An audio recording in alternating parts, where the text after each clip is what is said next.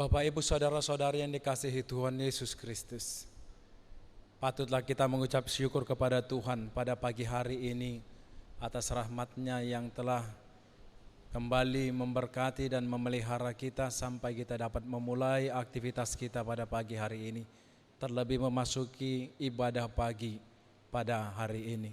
Sebelum kita memasuki ibadah kita, marilah kita bersaat teduh untuk sejenak.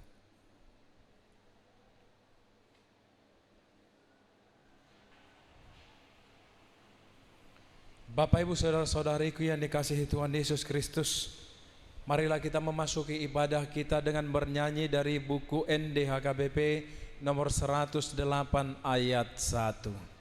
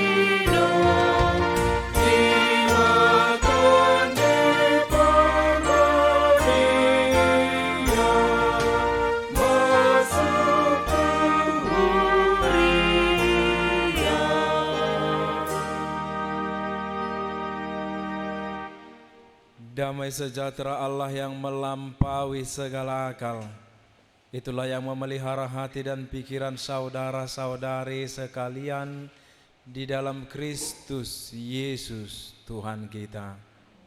Amin.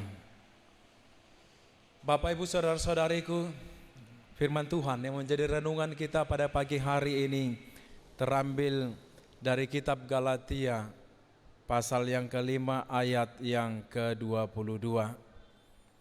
Galatia pasal yang kelima ayat yang ke-22. Demikian dikatakan di sana. Tetapi buah roh ialah kasih, sukacita, damai sejahtera, kesabaran, kemurahan, kebaikan, kesetiaan. Tetapi buah roh ialah kasih, sukacita, damai sejahtera, kesabaran, kemurahan, kebaikan, kesetiaan. Bapak, Ibu, Saudara-saudariku, hari ini saya ingin memulai penyampaian renungan nas ini, yakni tentang buah roh. Hal utama yang dapat kita perhatikan di dalam nas ini adalah bahwa di dalam gereja Yesus Kristus yang memberkati setiap jemaatnya sehingga jemaat harus mengalami buah roh di dalam kehidupannya. Dalam arti bahwa dapat dikatakan Yesus mati, bangkit kembali dan naik ke surga untuk menetapkan roh bagi umatnya. Ingatlah apa yang dikatakannya kepada murid-muridnya di dalam Yohanes 16 ayat yang ke-7. Dia berkata, namun benar yang kukatakan ini kepadamu, adalah lebih berguna bagi kamu jika aku pergi.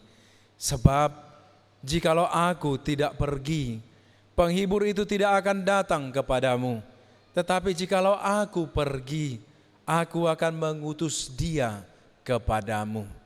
Bapak, Ibu, Saudara-saudariku, roh diberikan kepada gereja pada hari Pentakosta sebagai klimaks dari pencapaian penebusan akhir Yesus Kristus.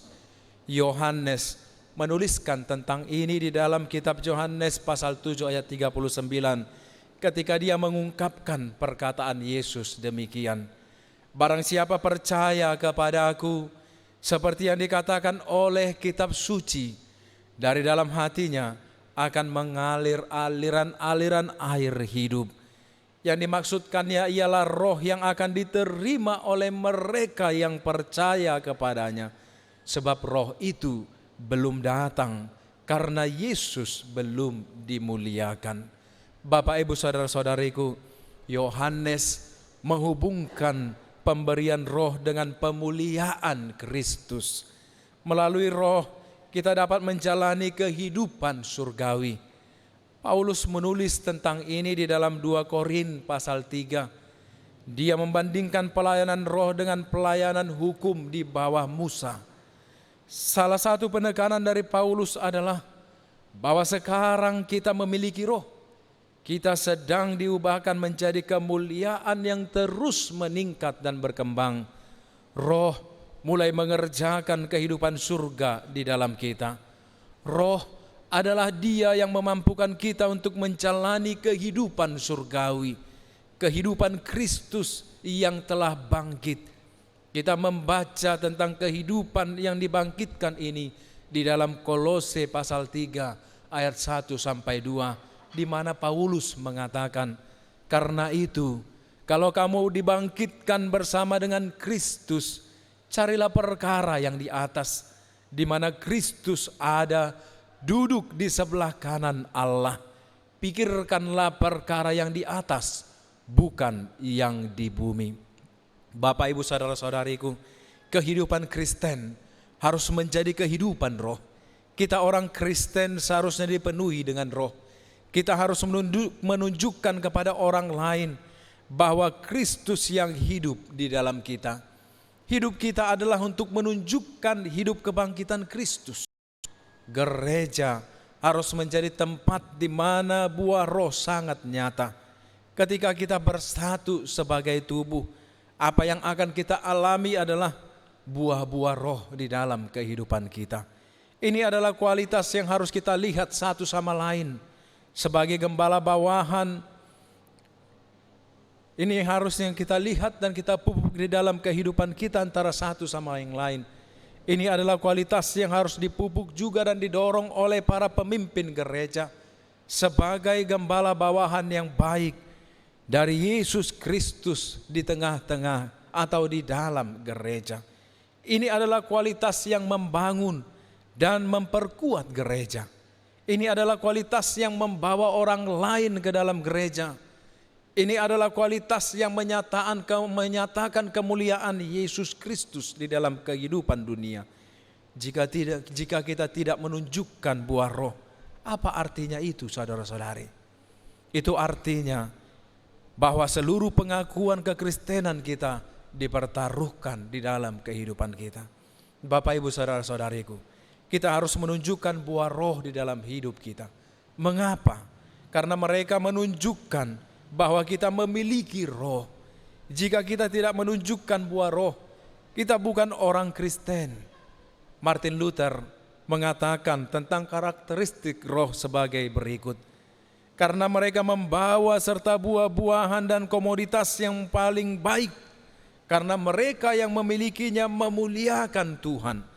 Dan dengan hal yang sama memikat dan memprovokasi orang lain untuk memeluk doktrin dan iman Kristen. Bapak, Ibu, saudara-saudariku, jadi kita harus melihat bahwa jika kita memperlihatkan buah roh, Tuhan akan dimuliakan karena orang akan melihat kehidupan surgawinya di dalam kita dan datang kepada Kristus melalui kita.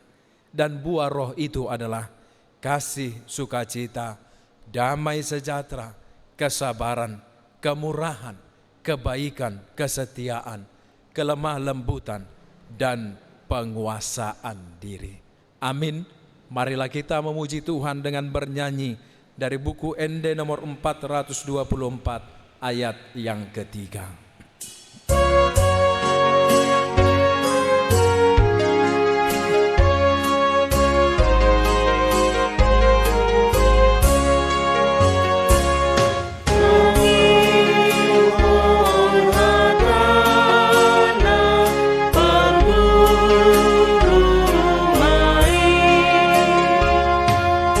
Jumi ruasmu,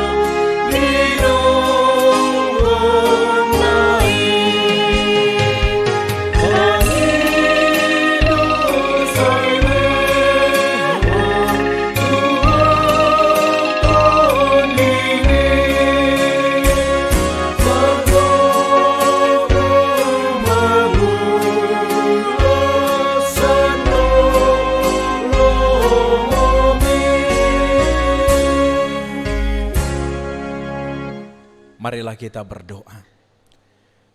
Bapa kami, Bapa yang maha baik, yang maha kudus dan maha mulia, terima kasih atas penyertaan Roh-Mu yang telah Kau utus bagi kami untuk tinggal menetap di dalam hidup kami, di dalam jiwa kami, hati dan pikiran kami, memerintah atas kami dan menguasai kami, mengkontrol kehidupan kami setiap hari, agar apapun yang akan kami lakukan selalu berkenan di hadapan-Mu melalui pengajaran daripada Roh Kudus-Mu.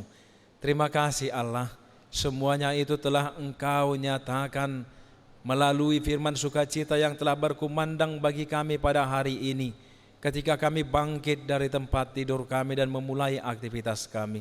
Tuhan, biarlah kiranya tuntutan Roh-Mu sebagaimana yang diberitakan oleh firman-Mu, yang selalu menjagai kami di dalam satu hari ini dan bahkan di hari-hari berikutnya, terlebih untuk memuji Engkau Bapa, memuliakan nama-Mu dan meninggikan Engkau di dalam segala aktivitas kami, pekerjaan kami, perkataan dan tingkah laku kami.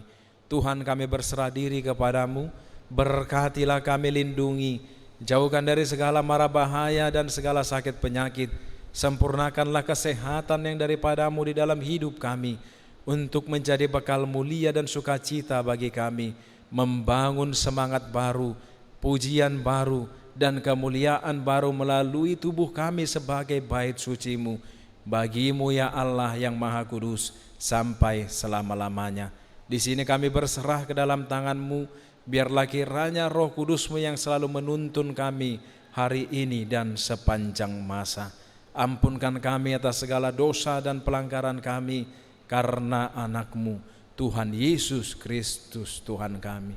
Amin. Anugerah dari Tuhan kita Yesus Kristus, kasih setia dari Allah Bapa, dan persekutuan Roh Kudus kiranya memerintah dan memberkati kamu sekalian hari ini dan sampai selama-lamanya.